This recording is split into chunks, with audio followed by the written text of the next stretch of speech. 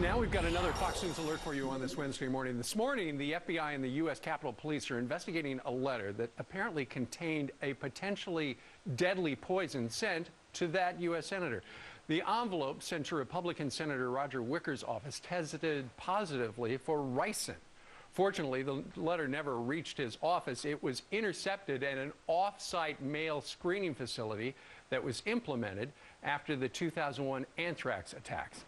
There was no return address on the envelope, but it had a Tennessee postmark, and investigators say they already have a suspect in mind. More shortly. All right, Gretchen, over to you. Startling new photos have emerged now showing the before and the after of one of the deadliest Boston Marathon blasts. So notice the bag by the mailbox in the before picture. In the after photo, that bag is gone. It's a photo that FBI investigators are now looking at as part of their investigation. Thomas Ruskin is a former New York City Police Department detective. Now he's president of his own private security group. Good to see you this morning. Good morning. All right, so let's analyze those photos first. Luckily, there seems to have been a camera there that has captured this, the before and the after.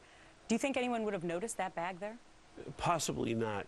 But, you know, the good thing from what we're seeing from this thing, it looks like it was a fixed television camera. And because it was a fixed television camera, because the shot is similar to the before and after, it may be very valuable to investigators, police as well as FBI investigators, in determining who actually put the bag over the rail there. It doesn't look like anyone's able to walk in front of the guardrail there or the barrier. So whoever put it there probably made his or her way to the front and dropped it over the guardrail. Now, what do you make of the after photo? I mean, the fact that the bag's obviously missing there, other than remnants of it. Correct. And I think we have pictures of some of the remnants now of the pressure cooker. You believe that they may be able to get a serial number off of that?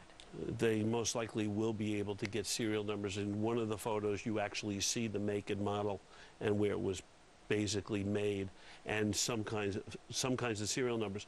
The lab technicians between the police department and the FBI are very good at recreating a bomb, or even in the Flight 800, they were able to recreate from putting the pieces together. When they put the pieces together of the pressure cooker, it's very possible that it may lend itself to a serial number, so they'll be able to see where that pressure cooker was shipped to and potentially the store it was sold from. And then they would go back and look at surveillance video. Let's say it was only purchased in the last week. That would make it a lot easier. Absolutely, or the last month. You know, listen, we don't know how smart the terrorist was who bought it. Maybe they used a credit card. Maybe they used cash.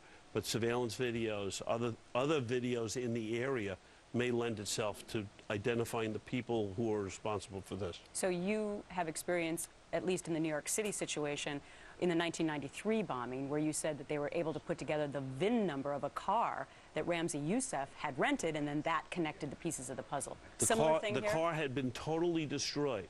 Portions of the VIN number were put together by the New York City Police Department lab to basically lend itself to identifying where the car was actually rented from in New Jersey, which led to Ramzi Youssef and the others being arrested. I also want to bring this up, that you do believe that some of these crime scene photos that have now been released to the media, those remnant particles, that somebody might get in trouble for that? Why?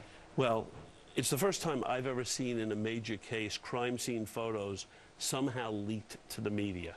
So, you know, someone gave them out, and they're potential evidence in a criminal case. I can't see that the police department or the FBI is happy that those photos got out a day or two after the crime. It looks, though, like at least we have some leads to go on now with some of these photos. Thomas Ruskin, former NYPD detective who has a tremendous amount of experience in this. Thanks much. Gretchen, good seeing you. Let's go over to Brian now.